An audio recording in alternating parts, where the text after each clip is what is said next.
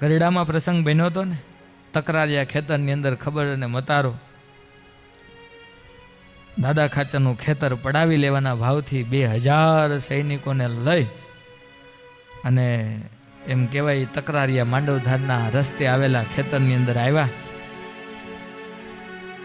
દાદા ખાચર તો બેઠા બેઠા ભજન કરે છે અને જરાય ચિંતા નથી. સાંભળો, 6 મહિનાના ખેતરની અંદર પાક પડે તો સ્વામિનારાયણ ભગવાનનો એવો ભરોસો, એવો કેફ કે દાદાએ કોઈ દી સ્વામિનારાયણ ભગવાનને હાથ નથી જોડ્યા કે મહારાજ કાંઈક કૃપા કરો, 6 મહિના ભાઈ 15 દિવસ વધારે પાક પડ્યો રહે ને તો એ ખેડૂતને નુકસાન જાય, તો 6 મહિના પાક પડ્યો રહે તો રે શું પાછળ. તોય દાદો ક્યારે મહારાજની પાસે આવી અને હાથ જોડીને એમનો કે મહારાજ કંઈક કરો. સ્વામિનારાયણ ભગવાન દાદા ખાચરને ત્યાં રહ્યા હોય, ગઢડું મારું હું ગઢડાનો એ તો કદી નથી મટવાનો, આમ જો મહારાજ બોલ્યા હોય ને તો આ પરિવારનો સમર્પણ ભાવ સર્વસ્વ ભગવાનને સોંપી દીધું છે. સર્વ આપી શકાય છે, સ્વ એટલે કે પોતાની જાત છે સોંપી શકાતી. કદાચ તમે પૈસા આપી શકો પણ પોતાની જાત સોંપવાની, પોતાનું મન સોંપવાની જે વાત આવે ને, મન તો કેવું છે, જ્યાં સુધી આપણને અનુકૂળ હોય ત્યાં સુધી હા સ્વામી, હા મહારાજ, હા પ્રભુ, પણ મનનું ધાર્યું જ્યારે આપણને અનુકૂળ ન આવે ને ત્યારે પછી કે થોડુંક ધ્યાન રાખજો, હા બધું ન થાય. કેમ? સર્વ આપી શકાય, સ્વ ન અપાય. જ્યારે અહીંયા તો દાદા ખાચરના આખા પરિવારે મહારાજને સર્વસ્વ બધું તો આપી દીધું પણ પોતાની જાત પણ આપી દીધી છે. ખબર છે કે આ પૂર્ણ પુરુષોત્તમ નારાયણ બેઠા છે પણ કોઈ દિવસ આવીને હાથ જોડી અને માંગણી નથી કરી કે અમને મહારાજ કંઈક આપો, અમારી આ તકલીફ છે.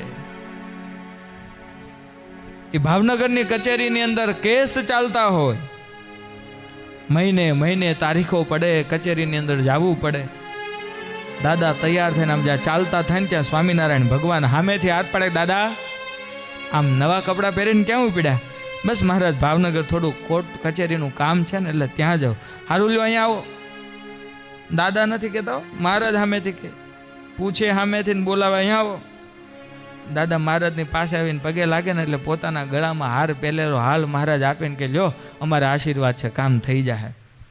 આમ આશીર્વાદ લઈને જાય અને ઓલો કેસ સુધરવાની જગ્યાએ બગડીને આવે.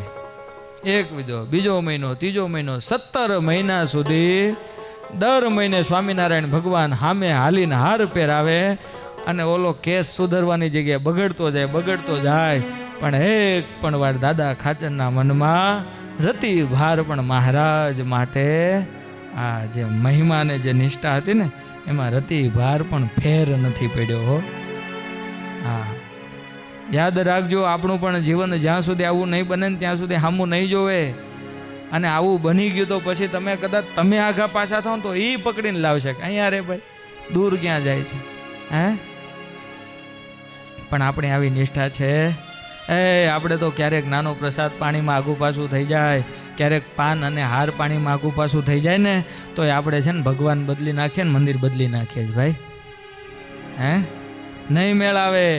દેહના સુખ સામે, માન અને અપમાનની સામે જોવામાં રહેવું ને તો મેળ આવશે. આમાં તો દાસ થઈને જે પડે ને આ એનું કામ થઈ જાય છે ભાઈ, એનું કામ થઈ જાય. 17 મહિના સુધી ભગવાન હાર પહેરાવે ને કામ ન થાય, આ કંઈ આ શ્રદ્ધાને કંઈ આ ઓછી શ્રદ્ધા કહેવાય? હે, એમાંય ખબર અને મતારો આ ખેતર લઈ લેવા માટે આવ્યા. અને મહારાજને જ્યારે ખબર પડી ને, દાદા ખાચરને કીધું કે દાદા આવ્યા છે, શું કરશું? મહારાજ તમે બેઠા છો. અને એ સમયે સ્વામિનારાયણ ભગવાન 17 પાળાને તૈયાર કર્યા. ભગુજી આદિક કેવા ખબર છે તમને? મરણિયા થઈને તૂટી પડ્યો. કેવા? આ તો બધા મહારાજની રાહ જોઈને બેઠા હતા ભાઈ. જેટલા પણ મહારાજની આરે એ કાઠી દરબાર ભક્તો હતા ને બધા જે ભક્તો હતા તો મહારાજની આજ્ઞા હતી એટલે બોલતા નહોતા. નકર મરવું ને મારવું એના માટે કઈ અઘરું નહોતું. માથું દેવાની વાત આવે તો આ દેવામાં પણ વાર ન લગાડે, ને માથું લેવાની વાત આવે તો લેવામાં વાડ લગાડે નહીં. પણ એક સહજાનંદ સ્વામીની આજ્ઞા હતી ને એટલે તલવારો મ્યાન કરીને બેઠા હતા. 17 પાળાને તૈયાર કર્યા મહારાજ. 2 તલવારો ભાઈ હા, મહારાજે 2 તલવારો આપી. મહારાજ કે જાઓ, 2000 છે, અહીંયા ખાલી 17, સામે કેટલા? 2000 છે. સ્વામિનારાયણ ભગવાન કહે છે કે એકે જીવતો ન જાવ. હે, હું કીધું એકે જીવતો જાવો જોઈએ. જે સ્વામિનારાયણ ભગવાન શિક્ષાપત્રીમાં આજ્ઞા કરે, નાના એવા માકડ, ચાચડ, માકડ, મચ્છર આદિકને મારવા, આ ધર્મ આપણે પાળવાનો છે. પણ સમય આવે ને ત્યારે પાછું હાથમાં લેવામાં વાર લગાડવી અને જાગવું પડશે. અમુક વિડિયા જોઈએ છે ને ત્યારે એમ થાય છે કે નહીં મેળ આવે, આ બધું શીખવું પડશે ને આ બધું હવે હાંકવું. એટલે શાક સુધારવાની તો પ્રેક્ટિસ કરો પહેલા. છપ્પુ હાંકતા આવડે તો કંઈક મેળ આવશે ને. શાક જ સુધારતા ન આવડતું હોય, હે, એ પોતાના ધર્મની રક્ષા કેમ કરી શકશે? આપણા બધા જે હિન્દુ ધર્મના યોદ્ધાઓ હતા ને, મોતને પણ એમ કે મુખમાંથી બહાર કાઢીને આવે એવા. આ શિવાજી મહારાજ હોય, એ મહારાણા પ્રતાપ હોય, 17 દિવસ સુધી, અને 17નો જ આંકડો આવે છે બધો. ઘાસની રોટલી ખાધી. શું ખાધું ભાઈ? પોતાનો ધર્મ ત્યાગ નહોતો કરો ને એટલે હો. નકર તો અકબરે કીધું હતું કે દિલ્હીના દરબારમાં આવીને એકવાર પોતાની પાઘ હાથમાં લઈને મહારાણા પ્રતાપ ખાલી ઊભા રહે ને તો મહારાણા પ્રતાપ ખાલી ઉદયપુરના રાજા છે એ આખું મારવાડ અને મેવાડ બેયનો રાજા બનાવી દઉં. મેવાડ બહુ નાનું, મારવાડ બહુ મોટું, આખું રાજસ્થાન સોંપી દઉં. પણ એ સમયે મહારાણા પ્રતાપ બોલ્યા છે મરી જાઓ પણ મૂકું નહીં. હે, આપણને આપણા ધર્મ પ્રત્યે આવડું ગૌરવ હોવું જોઈએ. તિલક, ચાંદલો, પૂજા પાઠ. હે, આપણો તિલક અને ચાંદલો કેવો હોય? સામેથી ભેંસ આવે ને તો ભડકવી જોઈએ. આ વચ્ચે કીધું હતું ને, ઝીણા ઝીણા કરીને હાલ્યા આવે. હે, તિલક ચાંદલો અને કાયમ હોવો જોઈએ. ભાઈ મોઢું ધોઈ નાખો ને તો મોઢું ધોયા પછી ચાંદલો તો કરવાનો જ. કપાળ ક્યારેય કોરું રાખવાનું નહીં. મારી આવી વિનંતી છે ભાઈ, આપણે આપણો કેફ નહીં રાખીએ તો બહારના લોકો આવશે નહીં. સમય આવશે ત્યારે જાતે જ કરવું પડશે. હે, કીધું એમ સ્વર્ગે જવું હોય તો મરવું પડે, એમ પોતાના ધર્મની રક્ષા કરવી હોય તો પોતે હાથમાં હથિયાર લેવા પડે. અને આપણે ભાઈ લડવા ન જાય તો કાંઈ નહીં, પણ તિલક ચાંદલો રાખીને એનો કેફ તો રાખીએ. હે, સ્વામિનારાયણ ભગવાને કીધું છે કે જાઓ, એક કઈ પાછો આવવો જોઈએ. અને ગયા ને લડ્યા ને ભગાડ્યા. હો, આ 1000ને પહોંચે એવા હતા.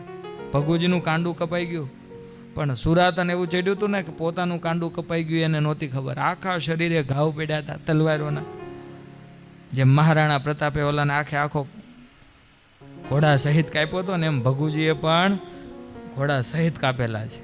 હા, પછી ઓલા ભાગ્યા ને પાછા લાવ્યા ને એ સમયે સ્વામિનારાયણ ભગવાને ભગુજીને કીધું છે કે બોલો શું વિચાર? કારણ કે શરીરે ઘા બહુ વાગ્યા છે તલવારોના, દેહ પડવાની તૈયારી છે. અને મહારાજ બોલ્યા બોલો ભગુજી શું કરવું? ત્યારે કીધું મહારાજ મારે તો અહીંયા અક્ષરધામ છે ને ત્યાં પણ મારે અહીંયા રાખો તોય ભલે અને મહારાજ ત્યાં લઈ જાવ તોય મારે તો 2 જગ્યાએ અક્ષરધામ છે.